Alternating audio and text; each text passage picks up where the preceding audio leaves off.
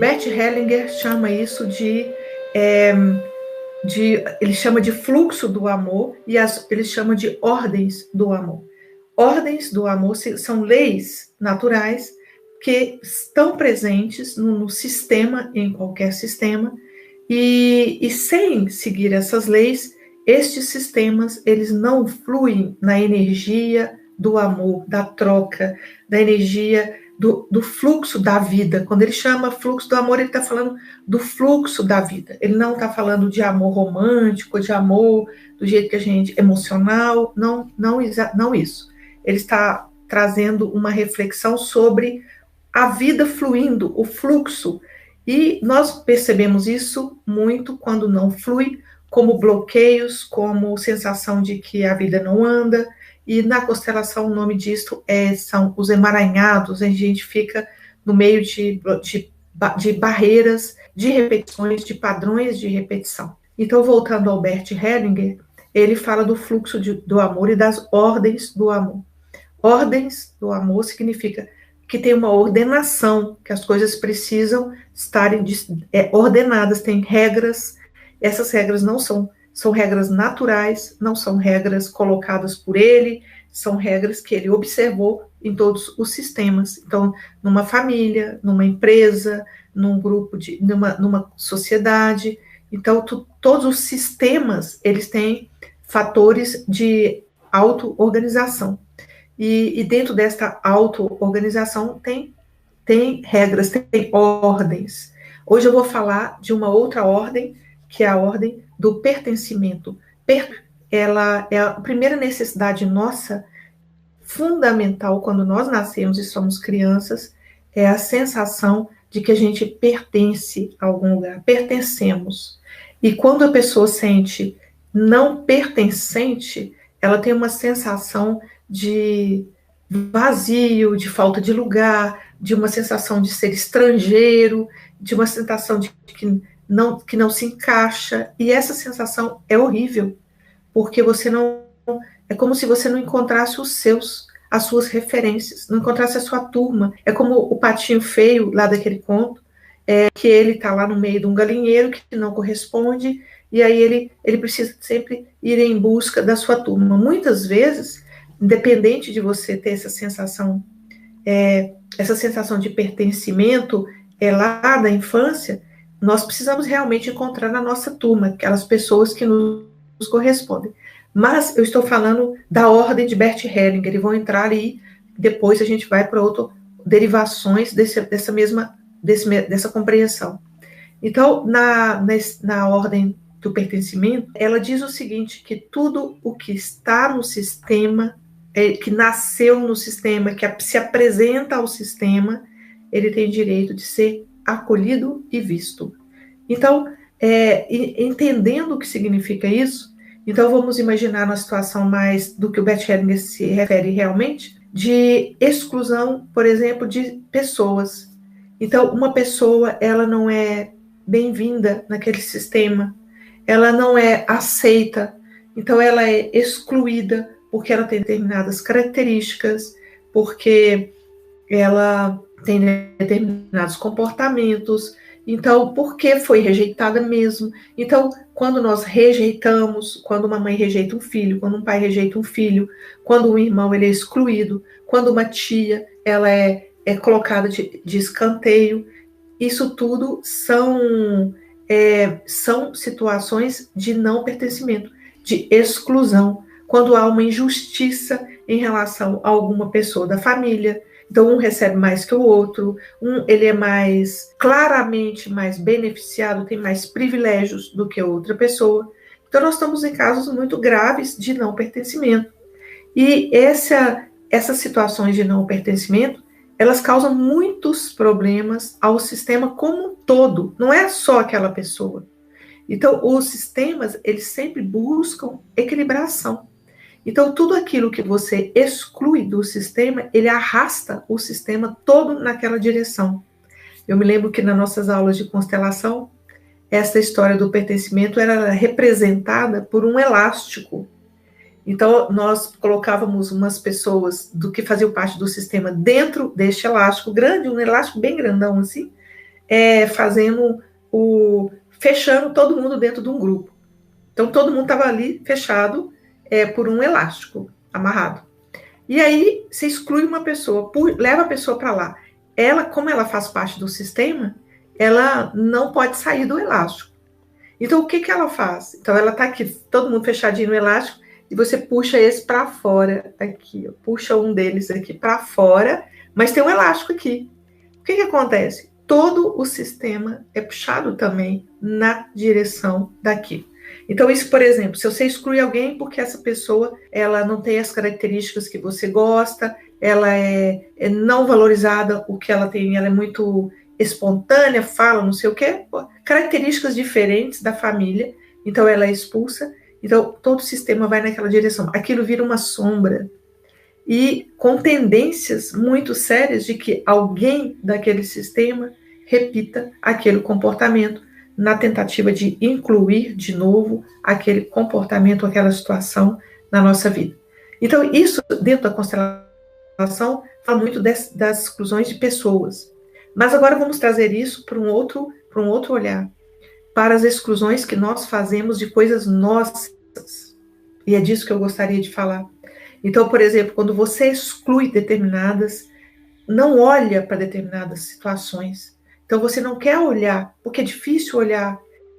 É difícil olhar para a minha raiva, ou para o meu medo, ou para as minhas situações mal resolvidas, ou para aquilo que você está tendo de problema. Então, é aquele famoso pôr panos quentes para não lidar com a situação. Então, eu não vou lidar com essa situação porque ela é difícil, não quero lidar.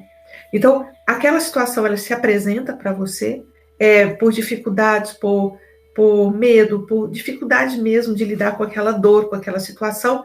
Então, se nega aquela situação. Então, é o mesmo de negação daquela situação. Então, isso existe em vários níveis. Quando você nega, por exemplo, uma condição financeira, que você está sem dinheiro, e naquele momento você está passando por alguma questão, e aí você continua comprando. Então, você não está olhando. Ou quando você se recusa a olhar para a sua saúde. Então, as pessoas vão tamponando essas coisas, e isso é uma exclusão. Está aparecendo, já traz uma situação, já é um incômodo, já está ali no campo presente, e ali ele fica ali morto, numa tentativa de ser excluído. Não vou ver isso. Não estou vendo que está acontecendo isso. Então, tudo aquilo que a gente se recusa a ver, ele volta depois de outro jeito, ele se impõe porque ele não tem jeito de sair. Então, quantas vezes aquilo que você não quis ver em determinado momento fez uma vista grossa, como se diz, e que gera problema lá na frente, muito pior. Então, nesse sentido, os maus resolvidos, eles não se resolvem com o tempo. E isso é muito interessante, porque o Mahalila mostra claramente isso. Quando a gente entra no jogo, na casa 1, quando você começa o jogo, significa que você iniciou algo, está no campo. Então, este estar no campo só tem uma forma de sair deste campo, pela consciência. Então, no caso do jogo do Mahalila, se você entrou na casa 1, a única saída possível é a casa 68, que corresponde à casa da consciência. Não tem no jogo a possibilidade de falar, não vou jogar mais, vou dar um pé para trás. Na vida também não tem essa possibilidade.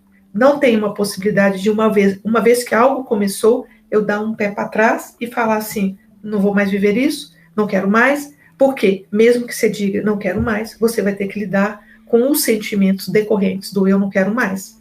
Eu entrei num relacionamento e no momento que você entrou, só vai desvencilhar, ou desvincular, ou desemaranhar dessa situação na consciência. Antes disso, não. Mesmo que você se separe, porque aquilo fica ali dentro de você, precisando ser olhado. Então, postergar o olhar não é a melhor maneira. E quanto mais imaturos nós somos, mais nós deixamos para lá, mais nós excluímos do sistema nosso interno estas questões que estão ali para serem olhadas, estão ali para serem vistas, mas que por dificuldade nós deixamos de olhar. Então, esta ordem do amor, ela nos mostra essa necessidade de tomar posse, olhar, relaxa, deixa eu ver o que está acontecendo, deixa eu ver o que está acontecendo de verdade, estou com um problema, estou com uma dor de cabeça constante, estou com alguma coisa, não vou no médico não, porque senão vou descobrir doença. Mas será que você não tem que descobrir a doença e tomar uma providência?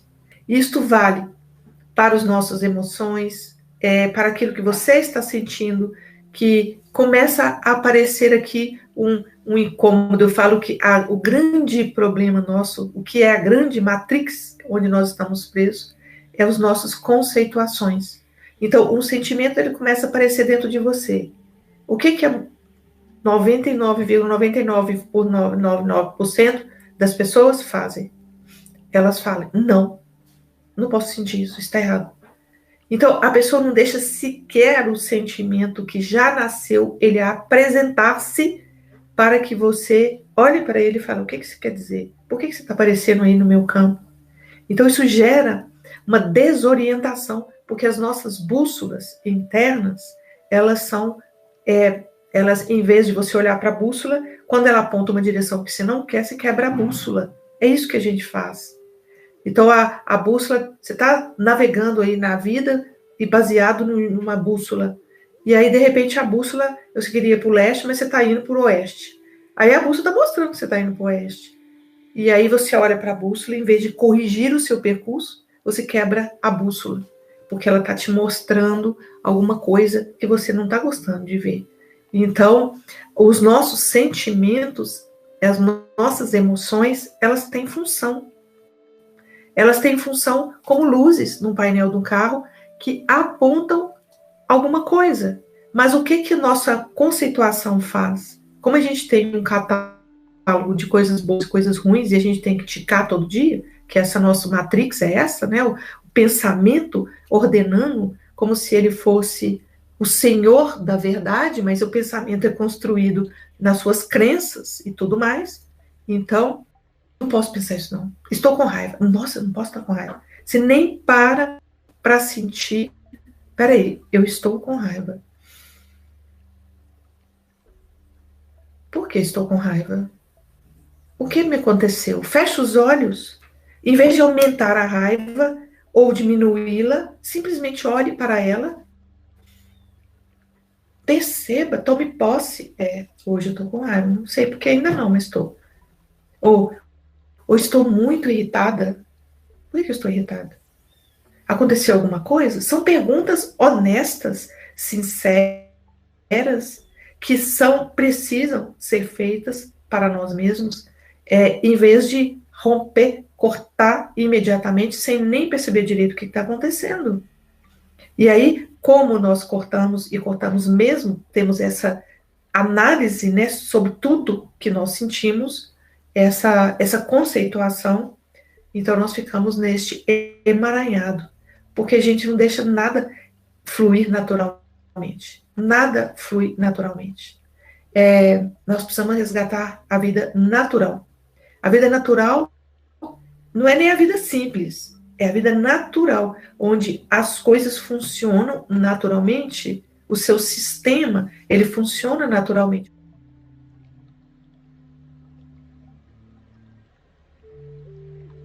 Inscreva-se nesse canal e receba nossos vídeos semanalmente. E se essas palavras fazem sentido para você, compartilhe.